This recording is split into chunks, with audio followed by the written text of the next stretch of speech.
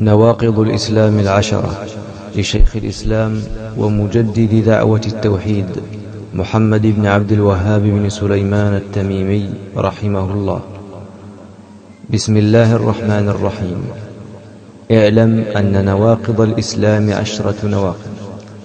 الأول الشرك في عبادة الله تعالى. قال الله تعالى: إن الله لا يغفر أن يشرك به ويغفر ما دون ذلك لمن يشاء.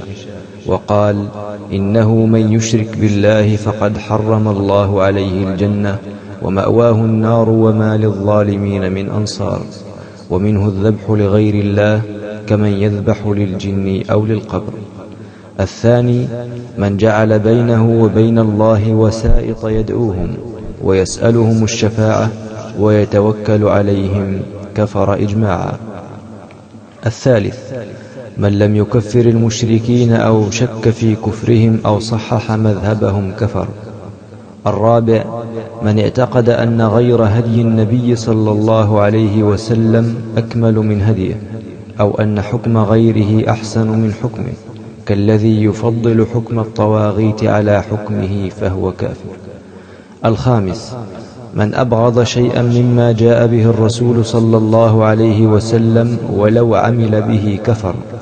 السادس من استهزأ بشيء من دين الرسول صلى الله عليه وسلم أو ثواب الله أو عقابه كفر. والدليل قوله تعالى: قل أبالله وآياته ورسوله كنتم تستهزئون لا تعتذروا قد كفرتم بعد إيمانكم. السابع السحر، ومنه الصرف والعطف، فمن فعله أو رضي به كفر. والدليل قوله تعالى: وما يعلمان من أحد حتى يقولا إنما نحن فتنة فلا تكفر. الثامن مظاهرة المشركين ومعاونتهم على المسلمين. والدليل قوله تعالى: ومن يتولهم منكم فإنه منهم إن الله لا يهدي القوم الظالمين. التاسع من اعتقد أن بعض الناس يسعه الخروج عن شريعة محمد صلى الله عليه وسلم كما وسع الخضر الخروج عن شريعة موسى عليه السلام فهو كافر. العاشر الإعراض عن دين الله تعالى لا يتعلمه ولا يعمل به.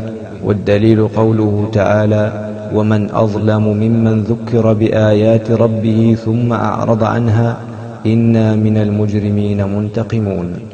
ولا فرق في جميع هذه النواقض بين الهازل والجاد والخائف إلا المكره، وكلها من أعظم ما يكون خطرا ومن أكثر ما يكون وقوعا، فينبغي للمسلم أن يحذرها ويخاف منها على نفسه، نعوذ بالله من موجبات غضبه وأليم عقابه.